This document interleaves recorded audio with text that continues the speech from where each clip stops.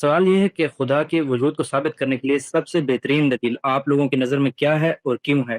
دوسری بات یہ کہ جب ہم یہ کائنات کا مطالعہ کرتے ہیں تو میں کنورسیشن سن رہا تھا ایک سائنٹسٹ کی، اور اس پہ کئی سارے کیا تو کاسمولوجسٹ کی، جس پہ کئی ایک پورا پینل بیٹھا ہوا تھا. انہوں نے کہا کہ اگر خدا نے وجود کیا تو کائنات خلق کیا ہوتا، اگر خدا نے کیا تو کائنات کو خلق کیا ہوا تھا، تو جو انٹروپی تھی جس پر کیا تو زندگی کا انحصار ہے، جو ڈس آرڈر تھا یا وہ 0.9 چاہیے ہوتا ہے زندگی کے وجود کے لیے، 0.999.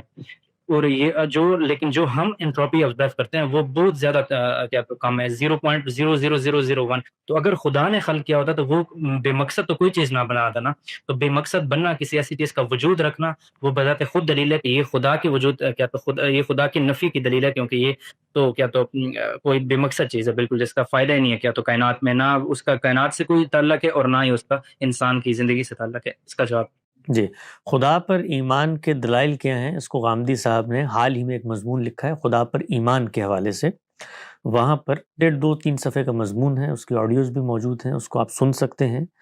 یہاں موقع نہیں ہے کہ ان تمام دلائل کا میں شروع سے استقصا کروں. خلاصہ ایک بتا دیتا ہوں صرف آپ کے علم میں ابتدائی کیوریوسٹی پیدا کرنے کے لیے، کہ خدا کے حوالے سے میری بحث کائنات سے نہیں شروع ہوتی، اس لیے کہ کائنات عدم سے ہے یا وجود میں آئی، یہ میرے لیے کوئی مشاہدے کی چیز نہیں ہے.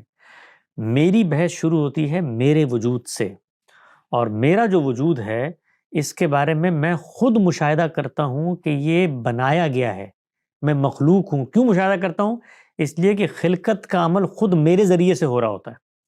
میں کھانا کھاتا ہوں، آٹا گیہوں دال چاول، اس سے ایک نطفہ بنتا ہے، وہاں بیضہ بنتا ہے، اختلاط ہوتا ہے، اور اس اختلاط کے مراحل کو میں دیکھ لیتا ہوں کہ اس طریقے سے ایک ذرہ ہوتا ہے، اس کے بعد اس پر وہ لوتھڑا بنتا ہے، اس کے بعد ہڈی بنتی ہے، اس پہ گوشت چڑھتا ہے، اس کے بعد آنکھیں بنتی ہیں، اس کے بعد جیتی جاتی شخصیت بن کے باہر آ جاتا ہے، اور پھر اس کے بعد فلسفے بگاڑ کے افلاطون ارسطو بن جاتا ہے. یہ میرا مشاہدہ ہے.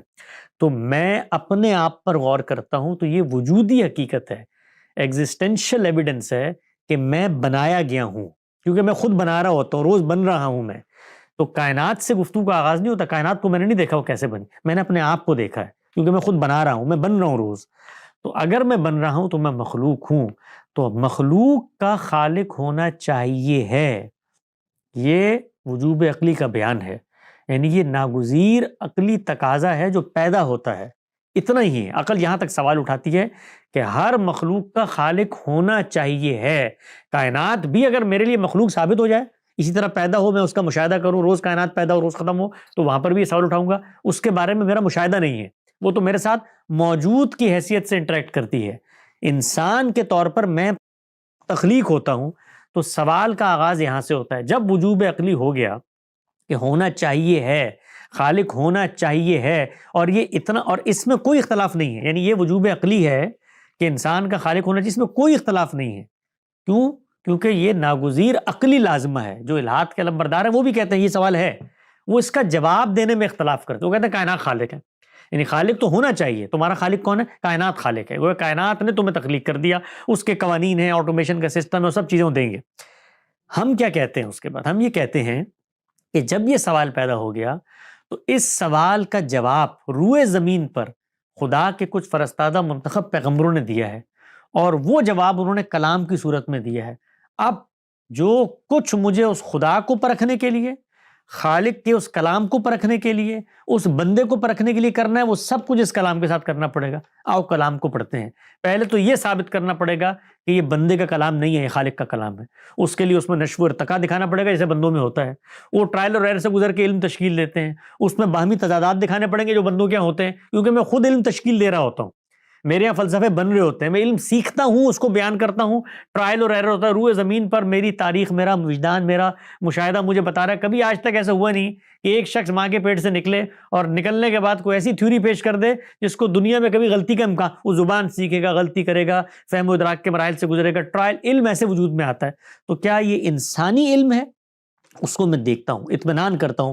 اس پر غامدی صاحب نے بڑی تفصیلی گفتگو کی اس آرٹیکل میں، اور سوالات بتائیں، کرائیٹیریا بتایا ہے کہ کیسے پرکھ کے میں یہ فیصلہ کرتا ہوں کہ انسانی کلام نہیں ہے، ہو نہیں سکتا، تو پھر یہ خالق کا کلام ہے. اب خالق کے بارے میں جانتا ہوں کہ خالق دنیا کے بارے میں کیا کہتا ہے. تو وہ یہ بتاتا ہے کہ جو کچھ تمہیں نظر آ رہا ہے یہ ابس ہے ہی نہیں. وہ یہ بتاتا ہے کہ جس کو تم پرابلم آف ایول کہہ رہے ہو وہ ایول ہے ہی نہیں، وہ تمہارا امتحان ہے، یہ جنت کا را مٹیریل ہے، یہ اس لیے بنایا گیا ہے۔ تو وہ سارے سوالات جو خالق کو ورلڈ ویو سے نکال کر لوگ پیدا کرتے ہیں، وہ ہم جب خالق کو اس کے اندر لے آتے ہیں تو خالق اس کے جوابات دیتا ہے، تو ان جوابات پر ہماری تسلی ہوتی ہے۔ دوسرا سوال حسن بھائی بہت شکریہ۔ کرتے ہیں وہ یہ بات کہ کیا تو میں نے ابھی آپ نے ذکر کیا کہ کیا تو جو کائنات کو کیا تھا اور زندگی کے وجود کے لیے جو انٹروپی چاہیے تھی وہ 0.999 تھی، لیکن جو ہم کیا تو آبزرو کرتے ہیں بلکہ جو مفاہدے سے پتہ چلی وہ ہے 0.00001 جو کہ بہت زیادہ کم ہے بنسبت کہاں کی بات کر رہے ہیں آپ؟ یہ کہاں کی بات کر رہے ہیں؟ یہ کہاں کی بات کر رہے ہیں؟ یہ انٹروپی آف دا یونیورس کی بات کر رہے ہیں، ڈس آرڈر جو ہم فزکس میں پڑھتے ہیں۔ کچھ آواز کو مسئلہ ہو گیا۔ انٹروپی کہتے ہیں ڈس آرڈر کو، یعنی یونیورس میں کتنا زیادہ ڈس آرڈر ہے، ڈس آرڈر ہے یہ تو دنیا سے باہر کی بات کر رہے ہیں، دنیا سے باہر کی بات کر رہے ہیں کہ وہاں پر زندگی کا امکان نہیں ہے۔ جی پوری یونیورس کی بات کر رہا ہوں، انٹروپی کا کائنات کی بات کر رہے ہیں نا، کائنات کی بات کر رہے ہیں۔ جی بالکل۔ جو کیا تو کائنات میں جو انٹروپی چاہیے تھی زندگی کے وجود کے جو جس طرح کہ ہم زندگی کی بات، یہ اسی کا جواب دیا نا میں نے آپ کو، اسی کا تو میں نے آپ کو جواب دیا کہ اس کا جواب آپ خالق سے لینا چاہتے ہیں اپنی عقل سے لینا چاہتے ہیں؟ عقل سے لیں تو عبث ہے، کیوں بنایا، بے فائدہ بن گئی۔ خالق کیا کہتا ہے؟ مقصد سے بنایا، یہ را مٹیریل ہے جنت کا، اس سب کو یوم تبدل الارض غیر الارض والسماوات، اس سب کو تبدیل کر دیں گے، یہ سب تمہاری کائناتیں دنیایں ہیں، تمہیں دکھا رہے ہیں ہم، یہ جو تمہیں ڈارک میٹر میں اور یہ تمہیں جیمز ویب کی ٹیلیسکوپ میں یہ کائناتوں کی وسعت نظر آ رہی ہے، یہ ہم دکھا رہے ہیں کہ اتنی وسعت ہے کائنات میں، تم اتنی سی دنیا میں بیٹھ کے کہتے ہو کہ یہ اس دنیا، اس کی خلقت، اس کے مظاہر، اس کے مقاصد یہ جانتے ہو تم؟ اس سب کو ہم تبدیل کر دیں گے، یوم تبدل الارض غیر الارض والسماوات، ان سب کو تبدیل کر، یہ جنت ہے، یہ جو سب نظر آ رہا ہے یہ جنتیں ہیں ہماری، یہ خالق کا بیان ہے۔ اب اس بیان کی آپ نفی کریں تو نفی کرنے کے لیے سب سے پہلے خالق کی نفی کرنی پڑے گی، خالق کی نفی کرنے کے لیے خالق کا جو تعارف کرا رہا ہے اس کی نفی کرنی پڑے گی، تعارف وہ جس کلام سے کرا رہا ہے اس کی نفی کرنی پڑے گی، سب سے پہلے ثابت کرنا پڑے گا وہ کلام انسان کا ہے، تو گفتگو پھر وہیں سے ہوگی جہاں سے میں نے آغاز کی۔